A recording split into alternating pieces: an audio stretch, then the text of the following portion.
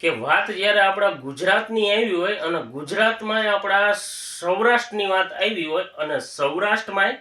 આપણા કાઠિયાવાડની વાત આવી હોય ત્યારે